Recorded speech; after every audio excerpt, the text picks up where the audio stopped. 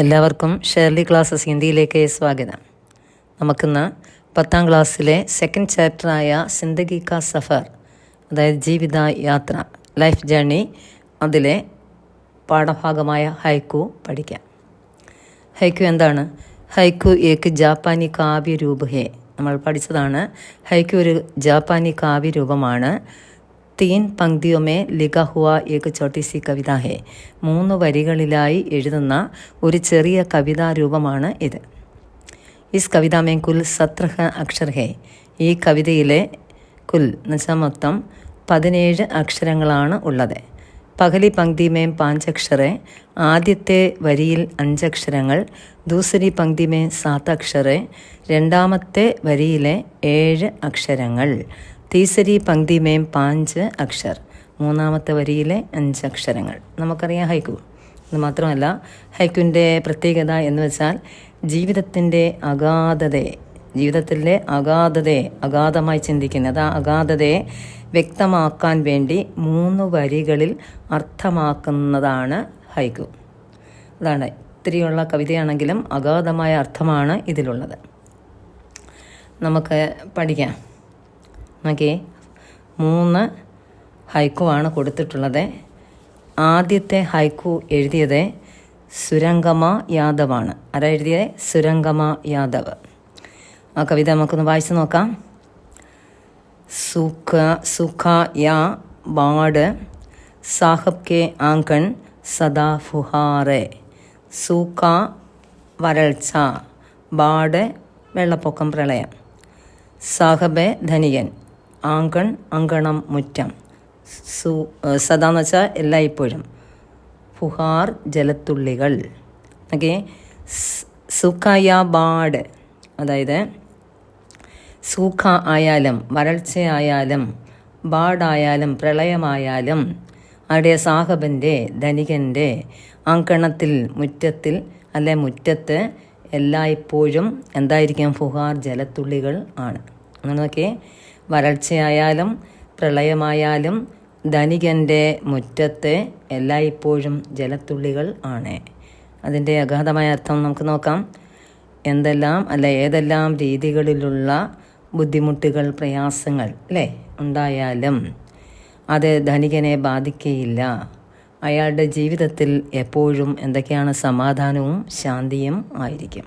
എല്ലാം ബാധിക്കുന്നത് പാവപ്പെട്ടവരെ ആണ്, ഗരീബായിട്ടുള്ള ജനങ്ങളെ. അതാണ് ആദ്യത്തെ ആ ഒരു ഹൈക്കുവിൽ ചൂണ്ടിക്കാണിച്ചത്. മനസ്സിലായി കാണുമോ? രണ്ടാമത്തെ ഹൈക്കു ഒന്ന് നോക്കിയേ. എഴുതിയത് ഡോക്ടർ ഗോപാൽ ബാബു ശർമ്മ. ആരാ എഴുതിയേ? ഡോക്ടർ ഗോപാൽ ബാബു ശർമ്മ. അദ്ദേഹത്തിൻ്റെ ഹൈക്കുവിലേക്ക് നോക്കിയേ. പിതാനെ ഠൂണ്ടെ ലാട്ടിയാം ബൂഠേ പേ കി ദേഖ്തി നഹി. പിതാനെ ഠൂണ്ടിന അന്വേഷിക്കുക, തേടുക, തിരയുക എന്നൊക്കെയാണ്. ലാട്ടിയാം ഊന്നുവടി, ബുഢാപ്പെ വാർദ്ധക്യം, ദേഖ്ന കാണുക. ഇനി നോക്കിയേ. പിതാനെ ഠൂണ്ടി, പിതാവ് അന്വേഷിച്ചു. എപ്പോഴാണ് നോക്കിയേ? ലാട്ടിയാം ബൂഢാപ്പയ്ക്ക്, ബൂഢാപ്പ വാർദ്ധക്യത്തിൽ ഊന്നുവടി. ഊന്നുവടി ആരാ?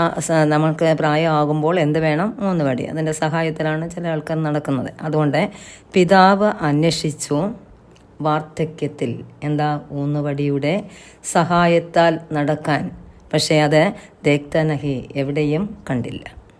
പിതാവ് എന്തന്വേഷിച്ചു? ഊന്നുവടി വാർദ്ധക്യത്തിൽ. പക്ഷേ അത് എവിടെയും അദ്ദേഹം കണ്ടില്ല.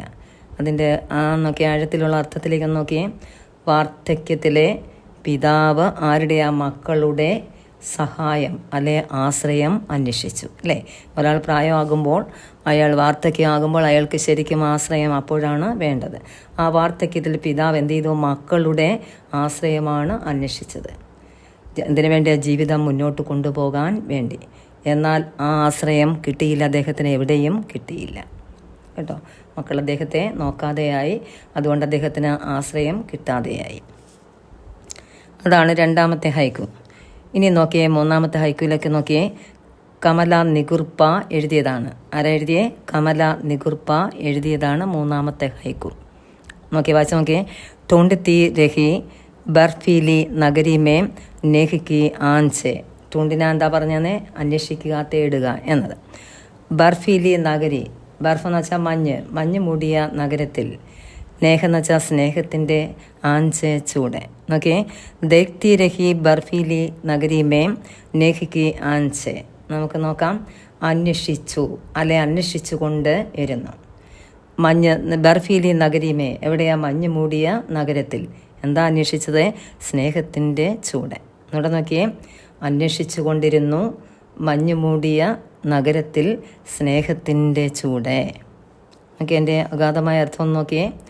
മനുഷ്യ ജീവിതത്തിൽ മനുഷ്യൻ്റെ ജീവിതത്തിൽ സ്നേഹത്തിൻ്റെ അഭാവം അനുഭവിക്കുന്നു. ചില ആൾക്കാർക്ക് സ്നേഹം കിട്ടാതെ വരുന്നു. അങ്ങനെ മനുഷ്യ ജീവിതത്തിൽ സ്നേഹത്തിൻ്റെ അഭാവമാണ് കാണുന്നത്.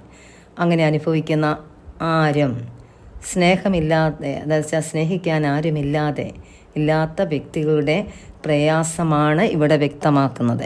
സ്നേഹിക്കാൻ അല്ലെങ്കിൽ ആശ്രയിക്കാൻ, സ്നേഹം കിട്ടാൻ ഇല്ലാതെ വരുമ്പോൾ ആ വ്യക്തികളുടെ പ്രയാസം എന്താണോ അതാണ് ഈ കവിതയിലൂടെ കമല നികുർപ്പ ചൂണ്ടിക്കാണിക്കുകയും ചെയ്യുന്നത്. മനസ്സിലായി കാണുമായിരിക്കുമല്ലോ.